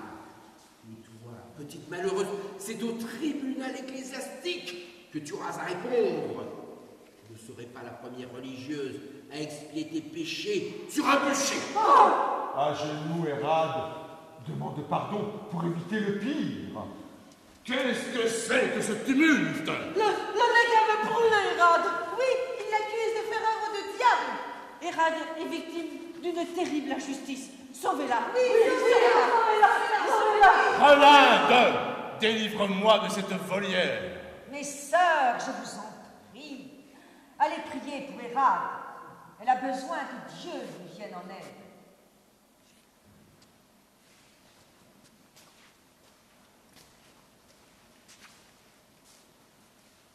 Bien. Que se passe-t-il ici? Nos sœurs ont dit vrai à leur manière. Nous devons cela au légat Galeazzi. Il voulait profiter de ton absence pour demander à Hérade de quitter Hohenbourg. Quoi? Oui. Il veut qu'elle se rende à Rome et se mette au service d'Alexandre. Devant notre refus, il s'est emparé du Hortus pour la porter au pape. Je n'en crois pas mes oreilles. Attends la suite. Comme nous nous y sommes opposés, il est entré en furie, exhibant même maintes pages du Hortus, soutenant que Hérade y vante magie, dieu païen, arithmétique, et la blâmant d'avoir donné trop belle figure à Lucifer. Sur quoi? Sur quoi? Sur quoi il veut la traduire devant un tribunal ecclésiastique et la livrer au bûcher. As-tu perdu la raison, valet papelard? Sais-tu à qui tu parles? Oui, un misérable, à une immondice enchappée dont un serpent ronge le cœur. D'un homme, tu n'as que le nom, mais tu n'es que l'instrument des basses œuvres du pape romain. Je représente le vrai vicaire du Christ, et j'exige que tu te soumettes à ça. Tu exiges? Tu exiges? Et par quel moyen entends-tu obtenir l'obéissance de l'empereur d'Allemagne? Par la force de l'os papal. Sans le bras impérial, le pape est nu. Même la plaine romaine tient tête. Et les rois de France et d'Angleterre ne bougeront pas un doigt en sa faveur. Et en Sicile, Guillaume n'attend que l'occasion pour mettre la main sur ses terres, sans parler des seigneurs altérés de brigandage, prompts à piller et brûler églises et couvents, après avoir égorgé prêtres et moines. Églises et couvents auront beau brûler, le sang des serviteurs de Dieu coulé, l'Église, elle, demeurera. Elle est éternelle, elle n'est pas parmi, mais au-dessus des hommes. Fût-il l'empereur ou maintenant, elle règne au nom de Dieu. Et celui qui se lève contre elle sera excommunié, même toi, Frédéric. Dépêche-toi de m'égarpir, Vernet apostolique. Tu as assez versé ta barbe de crapaud immonde. Si au coucher du soleil tu te trouves encore sur les terres d'Alsace, je lâcherai la meute et elle t'arrachera la viande sur les os. Vous répondrez devant le pape et devant Dieu de cet outrage. Viens-tu déjà à mourir? Il y a longtemps que je n'ai pas saigné un porc de ton espèce, et tu veux m'en offrir l'occasion? Non, non, pas de sang, pour l'amour de Dieu. Contiens tes paroles, prélat, sinon je ne pourrai contenir mon bras. Remercie Hérade, elle te sauve la vie. Je te donne 3 jours pour franchir les Alpes, car après je te déclarerai hors la loi, et ni Dieu ni diable ne pourraient te sauver. Quant au pape, dis-lui qu'il aura l'occasion de m'entendre quand je camperai avec mon armée au pied du Capitole. Allez, disparais! Et toi, Burkhard, qu'est-ce que je vais faire de toi pour récompenser ta traîtrise? Sire. Silence! Aurais-tu déjà oublié que c'est à moi, en premier, que tu dois ta charge, et que sans cela, tu ne serais rien? Rien! Entends-tu? Tu avais ma confiance. Et voilà comment tu me payes en retour. Te chargeant des basses œuvres d'Alexandre. En me frappant dans le dos. Sire le légat. T'as offert une place bien au chaud à Rome en échange de ton forfait, je parie. Burkhard.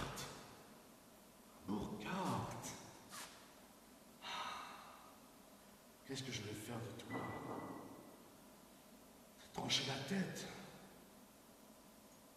Ou mieux encore, afin que tu aies tout le temps de réfléchir à l'étendue de ton crime. T'écarteler. Non, pitié! Pouvais-je m'opposer à la volonté du pape? Pitié? Penses-tu la mériter? Je vous en prie, épargnez-le. Ce n'est qu'un homme.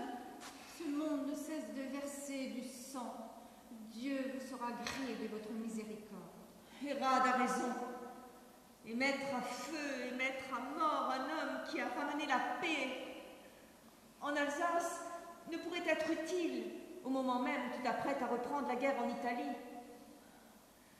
L'Alsace, le chapitre, voire l'Alsace tout entière, mise à feu et à sang, alors que tu es loin.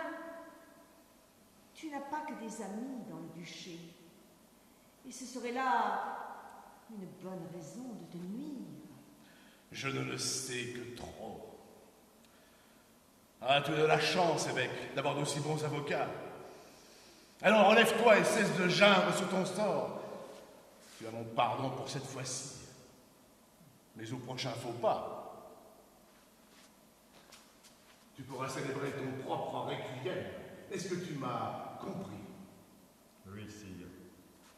Je vous jure que vous n'aurez plus rien à craindre de ma part et que je vous tiendrai au courant de tout ce qui sourdit à Rome dès qu'on m'en informera. J'aimerais te croire. Va maintenant. Il reste à juger le crime commis par le chevalier Greif de Grafenstein. Qu'on l'amène. Ours, les faits. J'ai entendu des bruits et des cris de lutte venant de l'atelier de Sir Hérade. En entrant, j'ai vu le chevalier Greif, une dague ensanglantée à la main, penché sur le corps du chevalier Cuno. Je l'ai sommé de déposer son arme, faute de quoi j'allais le tuer. Il a aussitôt obéi. Constatant que le chevalier Cuno était mort, j'ai signifié au chevalier Greif qu'il était mon prisonnier et qu'il allait être jugé pour meurtre. Il m'a suivi sans mot dire et sans opposer de résistance. Et qu'est-ce qui s'est passé à ton avis? C'est sûr que le chevalier Greif était venu pour voler le Hortus dès qu'il est à Rome. Non, ours, deliciarum. Pardon, sire, je n'ai jamais appris le latin. Peu importe, continue. Le chevalier Cuno a dû le surprendre sur le fait et il a payé de sa vie. Et il s'en serait pris à Sir Hérade, sans mon intervention. Non, ce n'est pas vrai.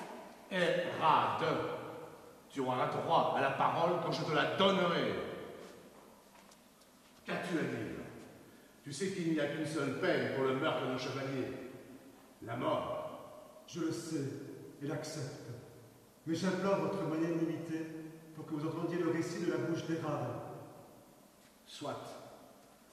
Tu peux parler maintenant, Hérade. Le chevalier Greif était des vôtres pendant la croisade. Il fut fait prisonnier et vient juste d'être libéré. Comme nous étions très liés avant son départ, il est aussitôt venu me rendre visite. Au moment où il allait partir, le chevalier Cuno est survenu, prêtant un son si immonde à la présence du chevalier Greif. Il m'a insulté. Il t'a insulté? Lui? J'ai peine à le croire, Hérade. Oh oui, sire, je ne pouvais pas vous le dire pour ne pas lui nuire. Mais le chevalier Cuno m'a plusieurs fois importuné. Il m'a demandé de renoncer à mes vœux et de l'épouser. Quoi? Poursuis. Le chevalier Greif a alors demandé qu'il se taise et me demande pardon. Le chevalier Cuno a tiré sa dague et s'est jeté sur lui. Il n'avait aucune arme. Il n'a fait que se défendre, détournant la dague qui a mortellement blessé le chevalier Cuno. J'en suis confondu. Mais es-tu sincère? Ne cherches-tu pas à protéger le chevalier Greif? Je dois être sûr de ta bonne foi. N'y a-t-il personne pour témoigner de ces faits? Oui, sire. Moi, Qui es-tu? Agnès de Falkenberg, élève au couvent de Hohenbourg. Parle. Hérade m'avait instruite des tourments que le chevalier Cuno lui faisait éprouver. Et un jour, j'ai surpris une conversation entre le chevalier et le légat du pape. Qu'attends-tu? Continue. Le chevalier a proposé au légat de voler ou détruire le Hortus Deliciarum, assurant vouloir se venger de cette façon d'Hérade. Ainsi, j'avais ouvert moi-même les portes du couvent à la trahison. Tu mériterais d'être châtié avec sévérité, de ne pas en avoir averti. Aussitôt, la peste Rolinde. J'avais peur, sire. Ma parole pèse peu contre celle du chevalier, qui aurait ensuite exercé sa vengeance sur moi. Bon, ta jeunesse aura égaré ton esprit. Relève-toi. Je n'ai pas le temps de réunir un tribunal pour juger cette affaire. Mais l'empereur a le pouvoir d'être juge incontinenti.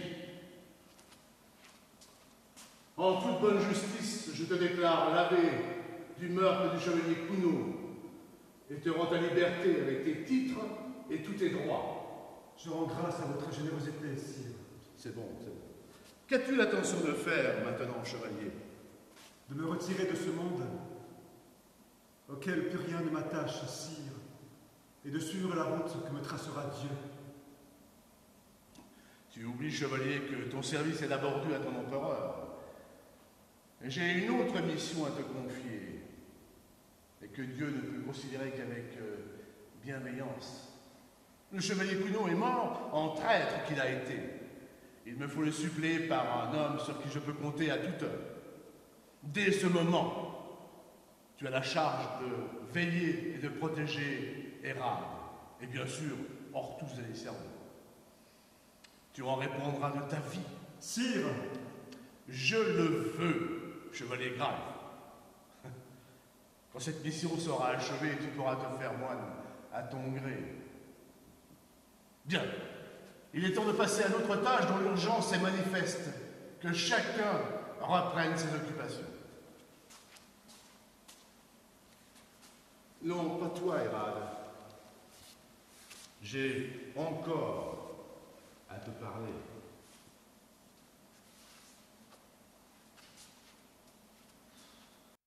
Te voilà de nouveau en paix avec les hommes.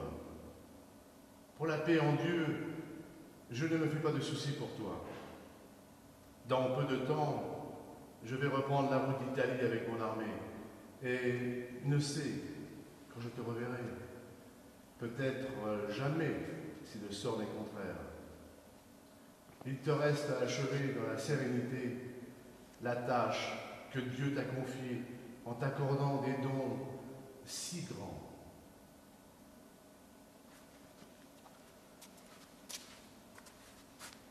Oui, j'en suis convaincu.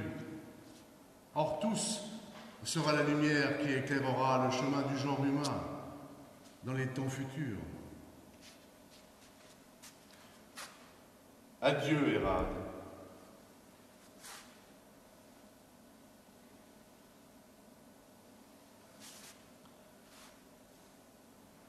J'aurais tant voulu avoir une fille comme toi. Je prierai chaque jour pour votre salut. J'en aurais besoin pour affronter ma dure destinée.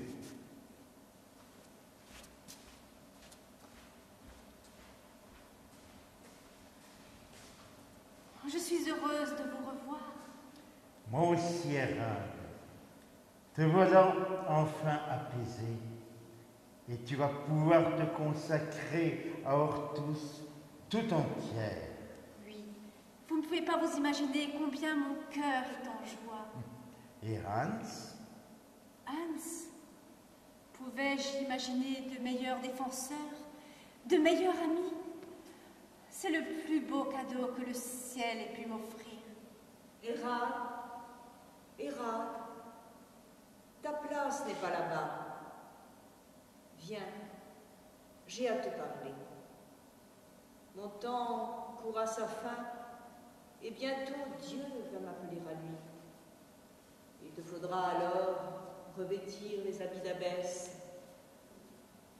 Tu as tant à apprendre.